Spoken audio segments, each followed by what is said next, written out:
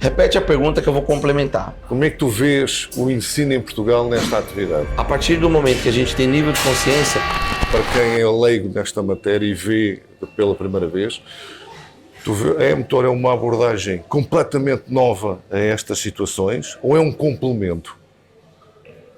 Eu vejo assim, nível de consciência. O profissional, o personal trainer, que é o profissional formado para poder dar aula, ele não sabe o que ele precisa saber. Exemplo, lesão. Por que eu preciso saber de lesão? Você tem que ser o médico ou tem que ser o fisioterapeuta. Por que eu preciso saber disso? Para não ser o agente causador dessa lesão. Então, a má execução leva-se à lesão. Tem artigo científico que comprova isso, mas tem a prática também através de inúmeros atletas que eu treinei. Todos eles tinham algum tipo de lesão para chegar até mim. Todos eles. Ou algum tipo de deficiência no físico, uma parte de uma dorsal mais baixa, menos desenvolvida, porque não conseguia direcionar a força. Então, a partir do momento que a gente tem nível de consciência, o aluno, o cliente, quando chega no ginásio, ele quer ser instruído. Por quê? Quem é a autoridade no ginásio? O professor. É o professor. Então, o professor ele tem que estar melhor preparado para isso. E foi isso que eu vim fazer em Portugal. Eu já viajei dos 27 estados do Brasil, eu já fui em 25. Tem 2 que o acesso é muito difícil. Também não tem um público tão grande lá. Mas eu consigo atingir de forma online. Mas presencialmente, durante 10 anos, esse é o meu 10º ano. E aí eu resolvi dar esse passo e com a ajuda das pessoas aqui de Portugal, consegui fazer 3 turmas aqui. E tivemos aí por volta de 75 a 80 profissionais em Lisboa, mais 45 profissionais no norte do país, região de Porto e Esposende. Tudo isso para poder ter um melhor atendimento, nível de consciência do professor, para passar isso para o aluno. O aluno não sabe, ele vem para cá para aprender mesmo. Então, ou seja, podemos te perguntar, uma vez já tens essa experiência com professores portugueses, obviamente nem todo o teu público é professor, mas a grande maioria será. Como é que tu vês o ensino em Portugal nesta atividade? Daquilo que apanhaste, como é óbvio. Eu acho que quem influencia os ginásios são os bodybuilders. São os bodybuilders. Então, a gente tem uma referência. Só que um bodybuilder é como se fosse... Eu vou fazer uma analogia aqui. É como se você quisesse aprender a dirigir, começando por um carro de Fórmula 1. Entende? Então a gente tem aquilo, lógico, eu gostaria de pilotar como o Ayrton Senna, eu gostaria de pilotar como ele, mas para eu chegar lá, primeiro eu preciso passar por alguns estágios. E nem todo mundo quer pilotar um carro de Fórmula 1.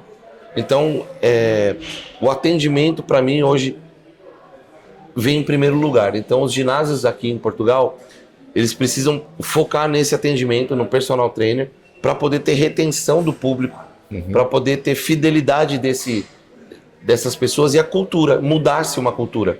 Só se muda uma cultura no movimento e o movimento tem que ser liderado por alguém. Claro. Então eu vim me disponibilizar para, se for da vontade do personal trainer em português, aqui em Portugal, que eu seja o líder desse clã, dessa família, que vai revolucionar isso, porque não é cultural vir ao ginásio. O Brasil é mais cultural, né? Tá um pouco à frente. Mas é uma questão de saúde. A musculação é um remédio não farmacológico que trata mais de 70 doenças. E depois do Covid, inclusive, trata-se e previne o Covid, porque é a única atividade que libera uma substância chamada irisina, que combate o vírus, né? Deixa você mais resistente ao que o segredo é esse, né? Ficar mais resistente ao vírus. Depois que isso aconteceu, eu acredito que muitos portugueses vão buscar o ginásio. E essa gama de profissionais precisam estar preparadas para isso. Tá? Eu até convido você que está assistindo agora, você está alguns minutos já prestando atenção aqui, deixa seu gosto aqui, se subscreve no canal, está começando agora o canal, está trazendo um conteúdo diferenciado, vai trazer mais pessoas importantes no cenário da musculação. Então não perde essa oportunidade, faz aí agora. Já lá no Brasil a gente fala, já deixa o like, já se inscreve e o mais importante, Compartilha com o seu amigo para ele pegar o começo aqui, ó. Já compartilha agora o que pode ser aqui. Agora mesmo ele já começa a ver e tem acesso a esse conteúdo. Sim, é notória a mentalidade como tu trazes e que vens para aqui.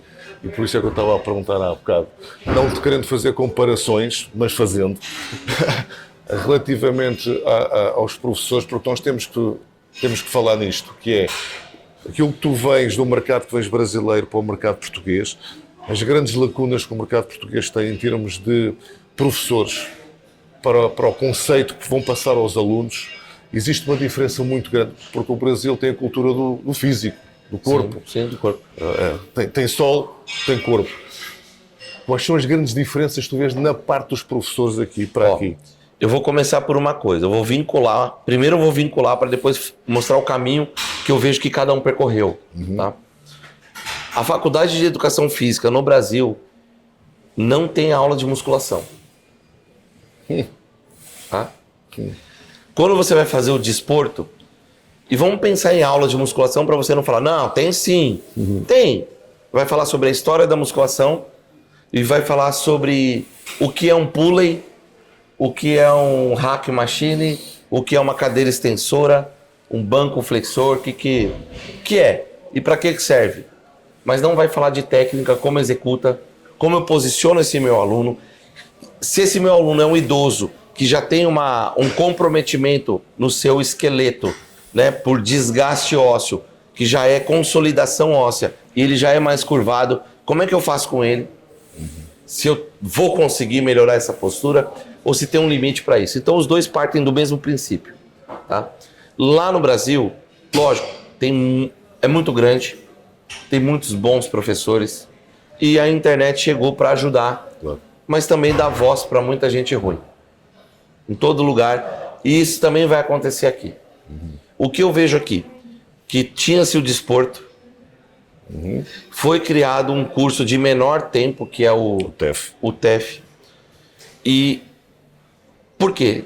Mão de obra no mercado. Eu preciso de mão de obra, eu preciso formar mais rápido, e eu coloquei no mercado. O que acontece? Você sai comum, sabendo o básico. Banalizamos o conhecimento. E o que eu vejo? Que vocês focaram muito mais em vendas e atendimentos do que na parte técnica da musculação. De você realmente ensinar o professor a ensinar o aluno a executar o exercício de uma forma eficiente e segura. E é isso que vai ficar uma lacuna aqui, só que esse buraco aqui vai ficar maior. Porque lá no Brasil tem muito bodybuilder. Por quê? Porque tem o corpo. Então tem muitos atletas. E esses atletas fazem educação física porque eles vão viver de dar aula de musculação.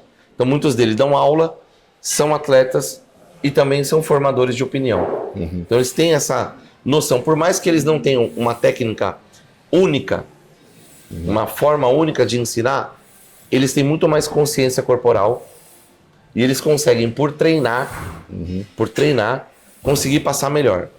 E o que eu vejo? Eu vejo que aqui o TEF formou muitas pessoas que não treinam.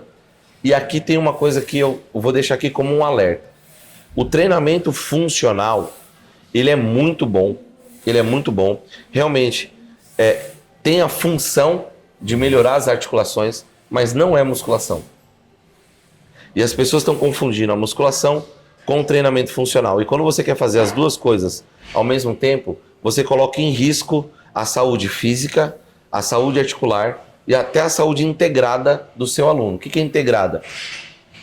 Às vezes ele está muito gordinho, muito obeso, e você quer colocar em cima de um bozu. Ele pode cair, ele pode se machucar, e ele pode se desestimular daquele estímulo, que é o ginásio, não voltar mais para cá e entrar numa obesidade. Claro.